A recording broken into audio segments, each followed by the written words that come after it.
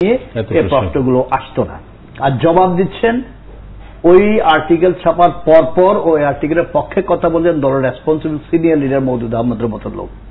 কিন্তু আজকে বেগম জিয়ার পরের এই বক্তব্য সমর্থন করে জবাবটা মওদুদ আহমদ সাহেব দিলে বোধহয় ভালো হতো। উনি যদি ব্যাখ্যাটা দিতেন তাহলে বোঝা যেত আসলে কি। তো এটা আমরা আগে বলছি কিছু তো কিছু হয়। মওদুদ আহমদ সাহেব কখনো একটা বই লিখলে আমরা জানতে পারবো যে নেপথ্য ঘটনা কি, উনি অতীতের অনেক কিছুর মধ্যে। এবং তিনি এটা বলেছেন যে আমি রাজনীতির ক্ষেত্রে অনেক জায়গায় আপোষ করি, কিন্তু আমার বই লেখার ক্ষেত্রে আমি খুব এখানে আমার মনে হয় এইটা সাইন করেছেন কি করেননি এটা বড় কথা না। 6 মাস পরে ওনারা এটা নিয়ে আবার কথাবার্তা বলছেন। তো এইটা সরকারও যেটাকে যেভাবে ব্যবহার করতে চাচ্ছে, আমার মনে হয় কিছু সময় থাকে যখন এই সমস্ত কথা কারো পক্ষে লাগে কাজে, কারো বিপক্ষে যায়। সরকার এখন এটা নিয়ে যত কিছু, যদি বেগম জিয়ার আমরা ধরে নিলাম বেগম জিয়া লিখেছেন এই আর্টিকেলটা, এখন সরকার পক্ষ থেকে যেভাবে এটাকে নিয়ে খুব জোরালো প্রচার করা হচ্ছে, জনগণ কিভাবে নিচ্ছে এটা জনগণ পক্ষে নিত। সরকারের অবস্থানটা জনগণের মধ্যে যদি খুব ভালো থাকতো, দৃঢ় থাকতো। কিন্তু গত 3 মাস ধরে আমরা যেটা দেখছি জনগণের মধ্যে সরকারের অবস্থান এখন নির্বাচনকালীন সময়ের মতো নাই।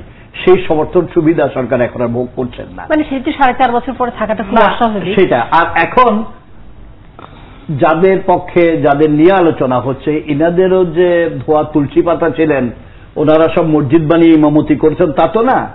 ওনাদেরও বহু কাহিনী তো মানুষ জানে।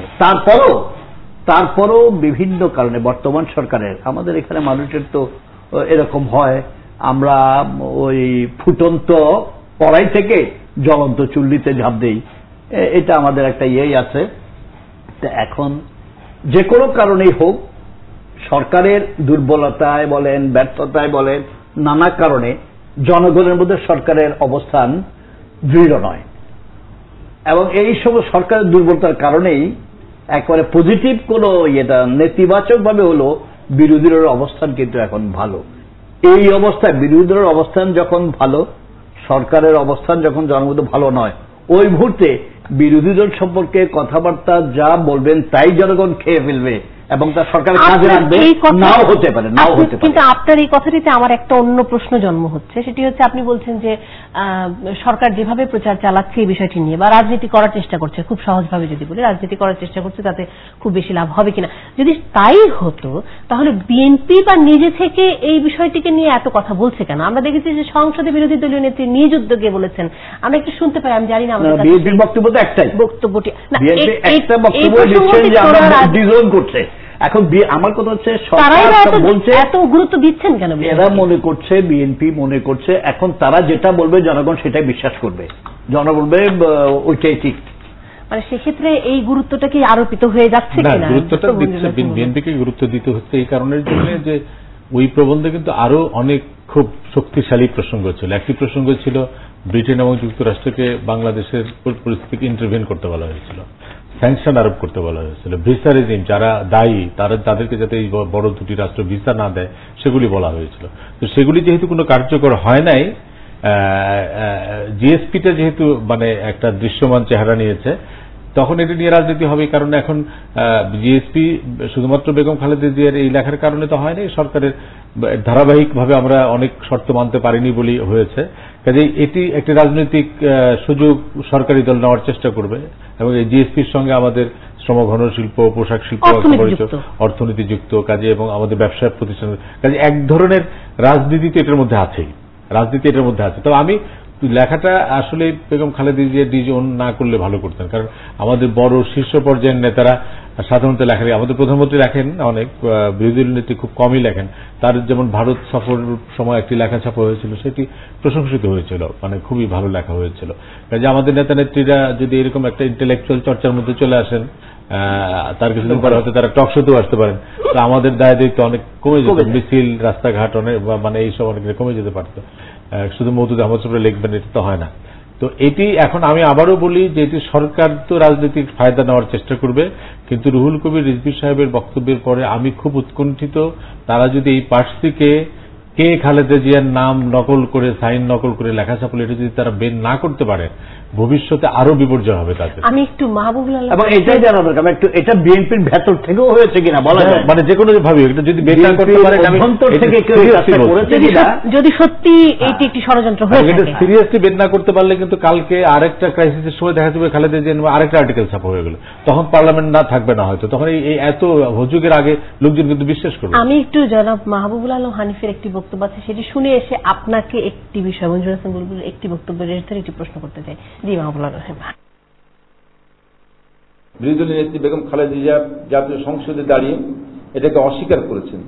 উনি অস্বীকার করেছেন এই কারণে, যখন আজকে এই বাংলাদেশে গার্মেন্ট শিল্পের উপরে যে জিএসপি সুবিধা বাতিল করেছে, স্থগিত করেছে যুক্তরাষ্ট্র সরকার, এটার দায়ভার যখন বেগম খালেদার উপর বর্তায়, তখন উনি তা অস্বীকার করেছেন। আমাদের বিরোধী দলের নেত্রী বেগম খালেদা জিয়া দেশের প্রতি যদি ন্যূনতম দায়বোধ থাকে, জনগণের প্রতি যদি শ্রদ্ধাবোধ থাকে, তাহলে তার এই বক্তব্য লেখার জন্য জাতির কাছে তার ক্ষমা চাওয়া উচিত।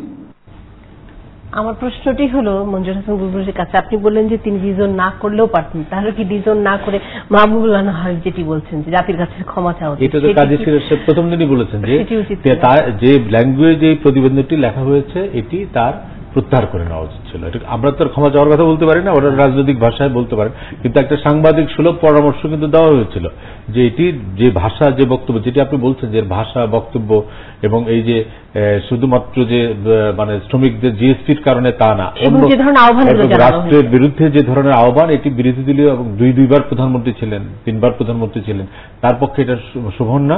এবং একটি পেশাদার সুলভ পরামর্শ কিন্তু কাজী সাহেব দিয়েছিলেন, তিনি বলেছিলেন যে লেখাটা তিনি প্রত্যাহার করুন, কারণ এটি তো যে কোনো ভাবেই হোক ছাপা হয়েছে তার নামে, এবং 6 মাস পরে উনি বলছেন যে আমরা লেখি নাই, এটার মধ্যে দিয়ে আরো যে নতুন বিভ্রান্তির সৃষ্টি হলো, তিনি যদি প্রত্যাহার করতেন যে ঠিক আছে আমরা প্রত্যাহার করে নিলাম, সেটা হয়তো আমার ধারণা অনেক শোভন হতো। এবং এখানে আমি মাহবুবুল আলম হানিফের একটা, আমার মনে হয় তথ্যটি ভুল নয়, যুক্তরাষ্ট্রে কিন্তু বাংলাদেশে পোশাক শিল্পের উপর যে জিএসপি সুবিধা, যুক্তরাষ্ট্রে কিন্তু বাংলাদেশের পোশাক শিল্পে জিএসপি সুবিধা নাই, ছিল না। বাংলাদেশের বড় পোশাক শিল্প মালিকরা 15% শুল্ক দিয়ে আমাদের পোশাক সেখানে রপ্তানি করে, এখানে হয় না। আমাদের এখানে আমেরিকা যে জিনিসগুলো সিরামিক যেত, ফার্নিচার যেত, প্লাস্টিক যেত, খেলনা যেত, টোবাকো যেত, এগুলোর উপরে, এবং এটার পরিমাণ ছিল $2,60,00,000 এর উপরে হয়েছে। এখন এই জিএসপি সুবিধায় গার্মেন্টসের নামে আমাদের অন্য পণ্যগুলো বিপদে পড়ে গেল, 1 আর 2 নম্বর মার্কেট ইউরোপিয়ান মার্কেট, হ্যাঁ, এখন অবশ্যই ইউরোপ থেকে বলা হয়েছে তারা জিএসপি করছে না, বাতিল করবে না। আর জনগণের মধ্যে একটা ভুল ধারণা যে জিএসপি সুবিধা স্থগিত করায় আমাদের গার্মেন্টস শিল্প বোধহয় ক্ষতিগ্রস্ত হয়ে গেল, এটা কিন্তু না। যুক্তরাষ্ট্রে আমাদের গার্মেন্টসের শুল্কমুক্ত প্রবেশাধিকার নেই, এমনিতেই নেই, এটা বাতিল। আমি যেটি মনে হচ্ছে আপনাদের কথা শুনে যে এইরকম একটি ব্যাপার হতে পারে, আপনারা যেটি বারবার বলছেন যে মঞ্জুর হাসান বুলবুল বলছেন, কাজী সাহেব আগেই বলেছেন যে এটি সাংবাদিক সুলভ একটি পরামর্শ হতে পারত, যে তিনি যদি তখনই লেখাটা প্রত্যাহার করে নিতেন। এবং যেহেতু এখানে 6টি মাস আসলে গড়িয়ে গেছে, যে কারণে এখন বাড়তি একটি গুরুত্ব আসলে বিএনপিকে দিতে হচ্ছে এই লেখাটি ডিজাইন করা। আমরা বাংলাদেশে যে সংবাদপত্রগুলি আমাদের বন্ধুরা পরিচালনা করেন, আমরা যখন সংবাদপত্রে কাজ করি, যখন কেউ রিজয়েন্ডার দেয়, তখন কিন্তু এটা এডিটর হিসেবে আমাদের দায়িত্ব হয়ে পড়ে আমার লেখাটা স্ট্যান্ড করার জন্য। দুইটি পক্ষ, হয় ওয়াশিংটন টাইমস বলবে যে আমরা দুঃখ প্রকাশ করছি, লেখাটা কোথেকে আসছিল আমরা জানি না, আমরা জানি না যেটা কোথেকে এসেছিল। এটা যদি করে হতে পারে, এটা অনেক বড় পত্রিকাতে ভুল হয়, এবং ভুল সংশোধন করাটা অস্বাভাবিক কিছু না। কিন্তু ওয়াশিংটন টাইমস কিন্তু বলছে, তারা ওন করছে যে এটি বেগম খালেদা জিয়ারই লেখা, কাজে এটি আজকে বিএনপি না করলো আর ওয়াশিংটন টাইমস চুপ করে বসে থাকবে তা না, কিন্তু এটি কিন্তু লেখাটা ছাপার মধ্য দিয়ে, যেটি মওদুদ আহমদ বলেছিলেন যে তিনি তার যুক্তরাষ্ট্র এবং ব্রিটেন সহ বন্ধুদেরকে দেশের পরিস্থিতি সম্পর্কে জানিয়েছেন, এর মধ্যে দিয়ে যে উচ্চ মাত্রায় তিনি উঠেছিলেন। এখন ওয়াশিংটন পোস্টের সরকারের সঙ্গে লড়াইয়ের চেয়ে কিন্তু ওয়াশিংটন টাইমসের সঙ্গে একটা লড়াই শুরু হলো বিএনপির, এবং এই লড়াইটাও কিন্তু রিজভী সাহেবের স্টেটমেন্টে কাজ হবে না। এখানে কিন্তু যুক্তি, এই পার্সি এবং অপার্সি যাই আছে, এদের কিন্তু আরো চেহারা বের হয়ে আসবে, এবং ন্যাচারালি সরকারি দলের মধ্যে থেকে রাজনৈতিক সুযোগ নেওয়ার চেষ্টা করবে। হ্যাঁ, ওরা তো ওদের বক্তব্যের পক্ষে তাদের আর একটা কথা বলতে, যাই হয়েছে পার্লামেন্টে বিরোধী দলীয় নেতা তার বক্তব্যের পরে এই ব্যাপারে ওখানে শেষ করে দেওয়া উচিত ছিল। বিএনপির আবার এটা নিয়ে এখন যেগুলো হচ্ছে এগুলো আমার মনে হয় তারা আরো বিপদে পড়ার জন্য এগুলো করছেন। এখন বিএনপিকে ফাইট করতে হবে ওয়াশিংটন টাইমসের সঙ্গে, আর মাঝখান থেকে সরকার এটার সুযোগ সুবিধা ঘুরে নেওয়ার চেষ্টা করে। ম্যাডাম বলেছে, বিরোধী নেতা বলেছেন পার্লামেন্টে, সেখানেই শেষ। আর এটা নিয়ে আমার মনে হয় একটা বিরতির সময় হয়ে গেল, আমরা আরো কিছু বিষয় নিয়ে ফেরত আসছি বিরতির পর।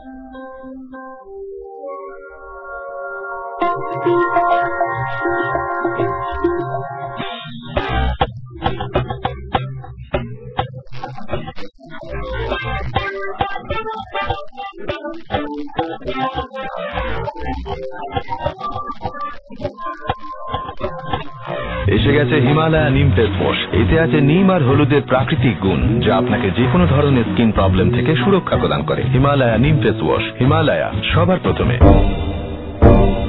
তা অসুবিধাটা কি? মনির হোসেন ফিফথের আমাকে বাইকটা বলে ডাকে। এক কান দিয়ে শুনে অন্য কান দিয়ে বের করে দিও। অসম্ভব, কারণ আমি দুই কানেই শুনতে পাই। দিন না কোনো ভালো অ্যাডভাইস যাতে আমার হাইটটা বাড়ে তাড়াতাড়ি। প্রতিদিনের খাবারের সঙ্গে কমপ্ল্যান খাও, দ্বিগুণ তাড়াতাড়ি বেড়ে ওঠো। তোমার হাইট বেড়ে গেছে। আর মনির হোসেন মনে হয় বোবা হয়ে গেছে। কমপ্ল্যান, বেড়ে ওঠো দ্বিগুণ তাড়াতাড়ি। নিউক্লিয়ার নিউট্রিয়েন্ট-যুক্ত ভিটামিনস, মিনারেলস আর অয়েলের এমন কম্বিনেশন যা স্ক্যাল্পের 3 স্তর গভীরে গিয়ে দূর করে ড্যান্ড্রাফ। তাই এর ব্যবহারে ড্যান্ড্রাফ দূর হয় আর ফিরেও আসে না। আমি কনফিডেন্টলি বলছি 1.5 কোটি বাংলাদেশি ব্যবহার করেন নিউক্লিয়ার। আপনি করেন?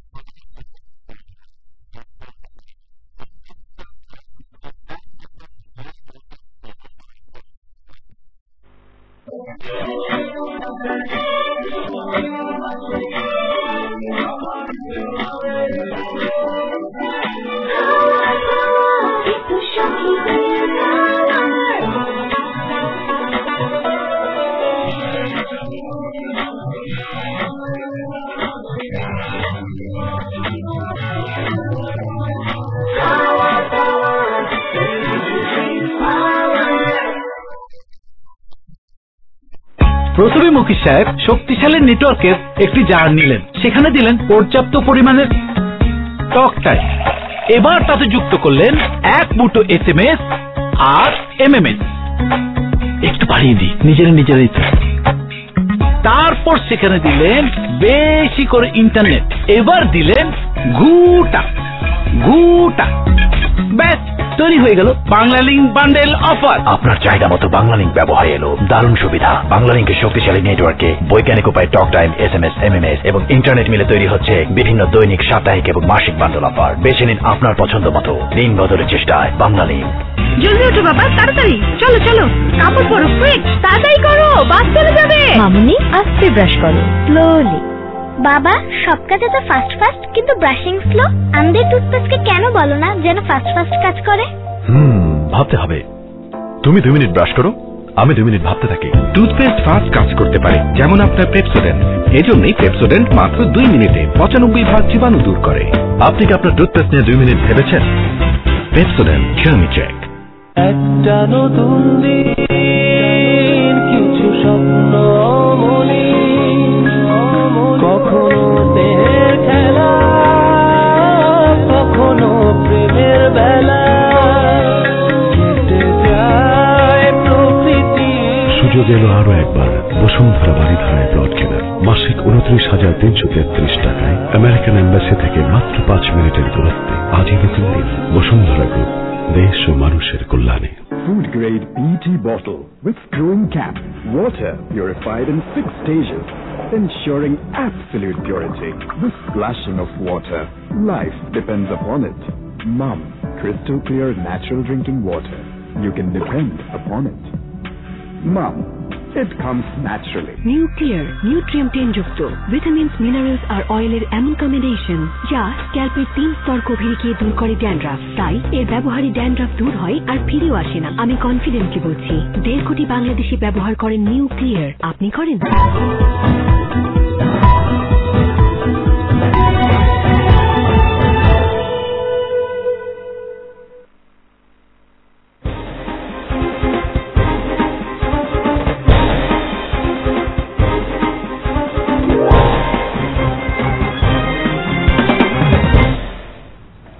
একাত্তর জার্নালে আরো একবার স্বাগত জানাচ্ছি। আমাদের সাথে রয়েছেন মঞ্জুরুল হাসান বুলবুল এবং কাজী সিরাজ। আমি একটু আসলে আমাদের হাতে ঠিক বলাটা ঠিক হবে না, এটা ইউটিউব সহ সব জায়গায় ঘুরছে, যেটি আজকে আমরা শুনতে পাচ্ছি যে বিরোধী দলের নেত্রী বেগম খালেদা জিয়া তাঁর যিনি প্রেস সচিব তিনি বলেছেন যে মারুফ কামাল তিনি বলেছেন যে এই চিঠিটি কোনোভাবেই বিরোধী দলের নেত্রী লেখা না। তবে এই 30শে জানুয়ারির পরপরই একটি কথিত কথাবার্তা বা আলাপ আলোচনা মাহমুদুর রহমান এবং আদিলুর রহমান শুভ্রর মধ্যে হয়েছে বলে বাংলালিংকস নামে একটি ওয়েবসাইটে আমরা শুনতে পাচ্ছি। একটু আমরা শোনাতে চাই যে এই প্রসঙ্গে কি কথাগুলো আসলে এসছে এই কথোপকথনে।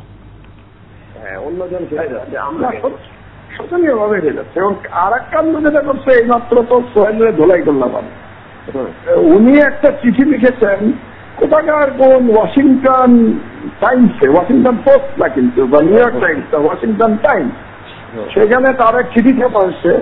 সেই চিঠিতে কাকুতি মিনতি বাংলাদেশ ইনভেট করার জন্য, বাংলাদেশ ইনভেট করার জন্য, বাংলাদেশ ইনভেট করার জন্য আমেরিকাকে এবং ইংল্যান্ডকে জি তার নামে মানে ইনভেট শব্দটা আমি বললাম আর কি, ইনভেট শব্দটা নাই কিন্তু মিনিংটা তাই।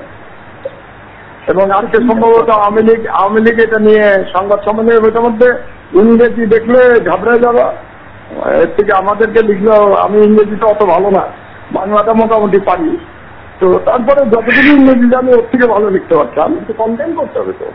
আর শুনো না, আর সেকেন্ড জিনিস শুনো, সেকেন্ড হলো যে শুরু করতে কি বলে জানো, যে আমেরিকা নাকি আমাদের আত্মনিয়ন্ত্রণ অধিকারের প্রথম দিকে যারা সাপোর্ট করেছে তাদের মধ্যে একটা দেশ। That's the first 3 lines. She's dead.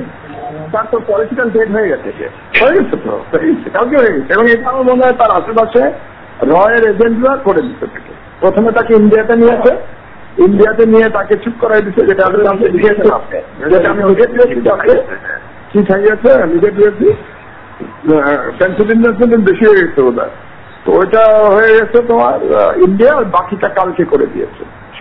আপনারা পজিশন নিয়ে নেন, আপনারা এর বাইরে চলে যান না, আমরা নিউজই করি না এই জন্য, আমি বুঝো না খালেদা জিয়ার ব্যাপার আমরা নিউজ করি না, এবং আজকে যেটা আওয়ামী লীগ বলবে আমরা ওটা নিউজ করে দিব। আজকে তো আওয়ামী লীগ সহায় ফেলতে, তো আওয়ামী লীগ আজকে সহায় ফেলতো। আমি কালকে বলতেছিলাম আমার কলিগদের যে আমি যদি এটা যদি হাসিনা করতো আর আমি দেখতাম, আজকে তো আমি 7 কলাম হেডলাইন দিতাম। সেদিক দিয়ে তো কম করছে আমি মত। এই মোটামুটি আসলে পুরোটি নয়, বরং ওয়াশিংটন টাইমসের যে আর্টিকেল বলি, নিবন্ধ বলি, চিঠি বলি, সেইটি নিয়ে আদিলুর রহমান শুভ্র এবং মাহমুদুর রহমান বলে বলা হচ্ছে কথিত যে কণ্ঠস্বর যেটা সেটা মাহমুদুর রহমান বুঝাই যায়। তবে এই কথোপকথন সত্যি মিথ্যার নিয়ে প্রশ্ন উঠতে পারে, কিন্তু মাহমুদুর রহমানের এই কথোপকথন যদি সত্যি হয়ে থাকে তাহলে মাহমুদুর রহমান কনসার্ন কিন্তু অন্য জায়গায়, এবং সেটা কিন্তু আরেকটা নতুন কনসার্ন হবে, নতুন উদ্বেগ হবে জাতির জন্য। সেটি হচ্ছে যে বেগম খালেদা জিয়াকে ভারতে নিয়ে গিয়ে মাথাটা পরিষ্কার করেছেন, এবং এটা আরেকটা কাজ করছে। তার মানে বিএনপির মধ্যে তাহলে রয়ের লোকজন আছে, এবং যেটি মাহমুদুর রহমানটা পছন্দ করেন না, যার ফলে তারা এটা থেকে আদিলুর রহমান শুভ্র বলছেন যে তোমরা এটা থেকে বের হয়ে যাও, আপনারা এটি থেকে বের হয়ে যান। যদিও একটি বিষয় খুব স্পষ্ট যে তারা কেউই অস্বীকার করেননি, বিশেষ করে মাহমুদুর রহমান,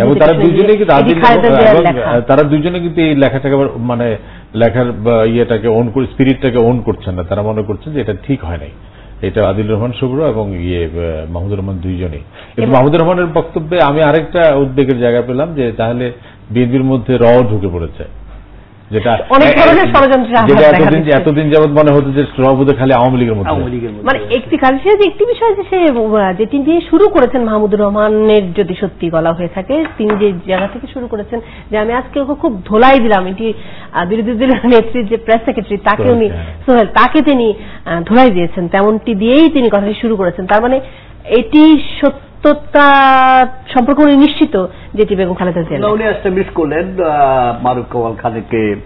তত একটা হচ্ছে খুব বিপজ্জনক, মাহমুদুর রহমানের দলের মধ্যে অবস্থান কি, দলের মধ্যে উনি স্টেটমেন্ট দিয়ে বলেছেন তিনি বিএনপি করেন না, তাইলে তিনি বিএনপি চেয়ারপারসনের প্রেস সেক্রেটারিকে ধমক দেওয়ার শক্তিটা, ধোলাই দেওয়ার শক্তি বলেন আর তার ইয়েটা কি, ক্ষমতাটা রাইটটা